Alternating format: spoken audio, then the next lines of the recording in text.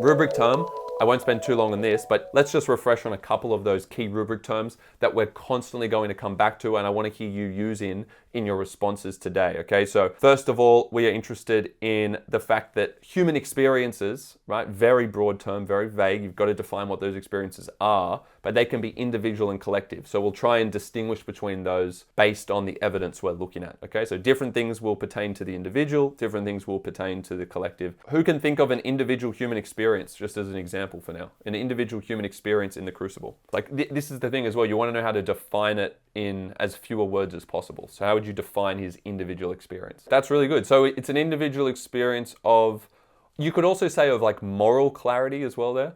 So individual experience of moral clarity as he defends his integrity over his life, right? He actually says, does everyone remember at the end, because Proctor basically chooses the path to death, there's a moment where the characters, I think it's Elizabeth speaking to Hale, and Hale says, life is the most precious gift. And she goes, that's the devil's argument, right? Because Proctor understands that in this situation of hysteria and injustice, that actually life's not the most important thing. It's the legacy you leave. So him leaving with moral integrity, with a basic preservation of truth, because he doesn't want to lie about witchcraft, right, is the ultimate goal. So that's what he's able to do there to kind of try and restore order. But that's how the play finishes, obviously. So yeah, that's a good example of individual human experience. What about earlier on in the play at the start? Like, let's establish the problem with this society in Salem. Remember, we're in the town of Salem. It's set in the late 1600s. So that's called the late 17th century. 1692 to 93. In real life, this was, by the way. So to them, it was very real as a communist would be real to someone in the 1950s when the play was written. But what was the problem for the collective in the town of Salem, which is in America? What was the problem? The collective experience of hysteria, right? And of fear. Now, what does fear and hysteria, what do those two things lead to, which is problematic? So that leads to an experience of conformity. And why is conformity a problem? So I'm just following the chain of causation here to the different human experiences. So if you have fear, if you have panic and fear, then you are vulnerable to conformity, which means you are going to act like everyone else. So then people lose their individuality. What specifically is important about individuality? Individuality, obviously, is having that uniqueness in yourself. But then agency is the ability, I would say, to think for yourself, though, is really key to agency, right? To think and act for yourself rather than being influenced by someone else or something else. So be careful to use the word identity as well, because that's such a broad word. So don't group that with individuality. Yeah, that's good. Agency, individuality. What's another word like that? Autonomy. These are the things that become threatened. Don't just use the rubric term. You have to elaborate on it. Do you see that? So like individual agency. You've still got to attach another word that's more specific to it. Okay, so good. So we kind of understand the problem with society is fear, which leads to conformity, which threatens individuality, which means what?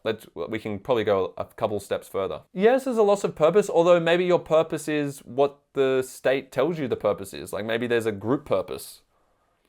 Often groups, people who are in little collectives, have a group, a common purpose, a shared purpose, even though they don't have their own individuality, because they're kind of part of the tribe. There's a tribalistic nature to humans, which makes us vulnerable to conformity because we want to belong, right? So when there's a threat of being isolated, there is if you want to elaborate on that word fear before, in this society, there's a fear of being isolated / alienated.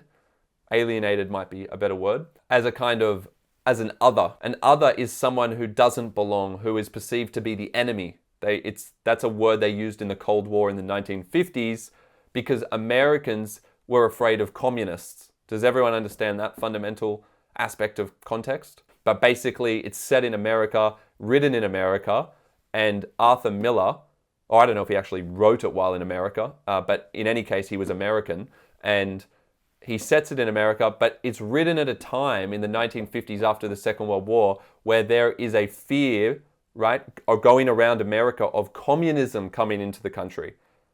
Okay, and America is not communist. They believe in democracy, which means freedom, whereas communists typically give a lot of their power to the government. Does everyone understand that? In a communist society, the government basically owns everything and runs everything. Whereas in America, which is democratic and capitalist, people can earn their own wealth and they elect the government and they still have a lot of power. They own their own properties and things like that, okay? So imagine the home you're living at now, the government would just own it all. If you work, all the money goes to the government and then they'll redistribute that to everyone. That's the communist society, right? America doesn't want that. So what happens is there's a Cold War between the Soviet Union, because they didn't call it Russia back then, so you can't call it Russia in your essays. Russia only became Russia after 1991, which was when the Cold War ended. So if we go back to after the Second World War in 1945, right? That's when this Cold War starts, where Stalin is in the Soviet Union, and they have a totalitarian communist government. So it's a communist government, so the government has all of the power. Just remember that means they have pretty much control everything in the country. So totalitarian is a type of government that is really corrupt, that seeks power, that basically wants absolute power over the state. Absolute power. Some people actually think a communist government is fairer because they're going to redistribute the income evenly to everyone and they'll decide how the property is split up. It's like, that's great, but you're giving so much power to a few people at the top that history has shown, for example, through Stalin in Russia, and the point is that power corrupts, doesn't it?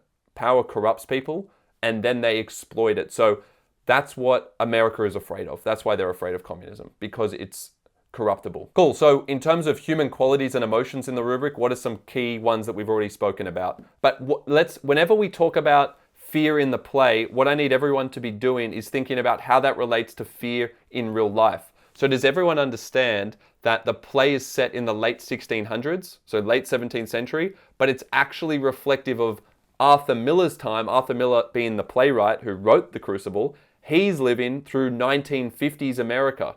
Is everyone clear on that?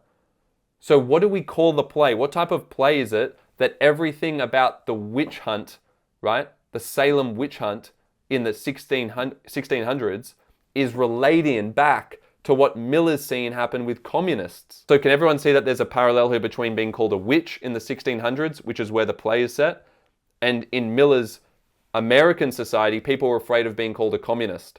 So being called a witch and a communist was the same thing. Now, that means that the play, right, is an allegory. You need to have that in your essay. So it's a political allegory.